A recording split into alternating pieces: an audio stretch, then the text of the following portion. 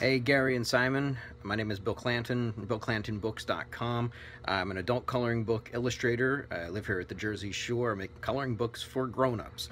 Up till now, I've been a one-man band as far as controlling my operation and doing everything myself. But I'm looking to expand and start building a team. Do you have any suggestions as I grow to help new team members buy into my why or my mission as to why I'm doing this? Is there any best practices or ideas, suggestions to help them buy into what I'm trying to accomplish here? Any suggestions would be great. Thanks a lot and keep up the good work. Yeah. Any suggestions would be great. Sure. Want suggestions? Well, one is having clarity of why, which is you have to have the ability to talk about or what you believe, what you're trying to build beyond the business itself. So he's into adult coloring books. What specifically? Which puts him, by the way, which puts him in a good spot to begin with, right? I mean, if you just think about that in thesis, there's a lot of like smiling that comes along with that. There's like a lot of positive vibes. If that's why he went into it, it could have been for some Zen calm thing or some weird thing. Maybe he's a really bad guy and he's trying to. He's mad at children. So I think I don't think so. But even beyond the coloring books, like what is it that he imagines? You know, the ability to talk about his vision, and if he can't talk about his why in hard terms, can he tell stories of his own experiences or people he admires that if somebody hears enough of those stories, they can kind of get a sense of who he is. What you'll find is that the better you are at communicating your why, people will want to work for you regardless of the opportunity that you afford them. Like, they want to be a part of it. Yeah. We do a little thing, which we've been doing for years and years and years, called a give and take. Whenever there's any kind of relationship, whether it's an outside partnership or even somebody who joins our team, we do something called a give and take, where we want somebody to be selfish and selfless within the relationship. So not give and get, but give and take. So we'll ask them, what is it that you have to give to us, that you have that you think that we need, right? And they'll tell us. And then we'll say, great, what is it that you selfishly want from us? And we want them to tell us what they can get from us and no one else. I believe in that so much. And when those things match, you have a balanced relationship. Because, so for example, I've had it with people. You know, they'll tell me what they have to offer, and that's awesome because that's what I want. And then they'll say what they want to take, and they go, oh, I want to work with smart people. I'm like, plenty of smart people. What is it you want to take from me? They're like, oh, I want to help build something.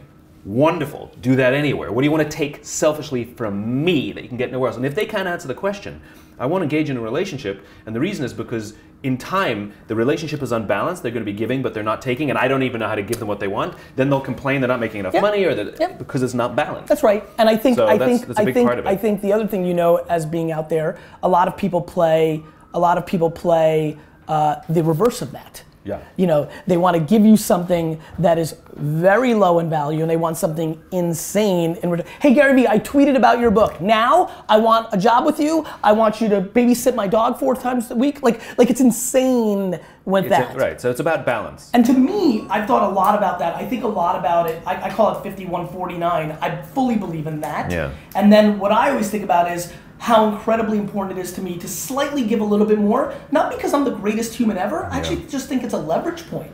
I think it's like, I like the feeling, and I'm not sold that, I don't know if that makes me a good guy or a bad guy, it's just it's my natural state to slightly over deliver as close to the middle as possible, and I like that. So one of the richest guys in China, he might even be since the Alibaba guy, not so much, but one of the richest guys in China, he's a real estate developer. And he always gives the majority share to all his partners. He always does 51-49s or even more imbalance. And somebody again sat down with him in an interview and said, why do you never do 50-50 deals? Why don't you why do you give away the majority stake in all your partnerships? And he smiled and says, because everybody wants to do business with me. That's right. I mean, it's that easy. Tons of sense. Yeah.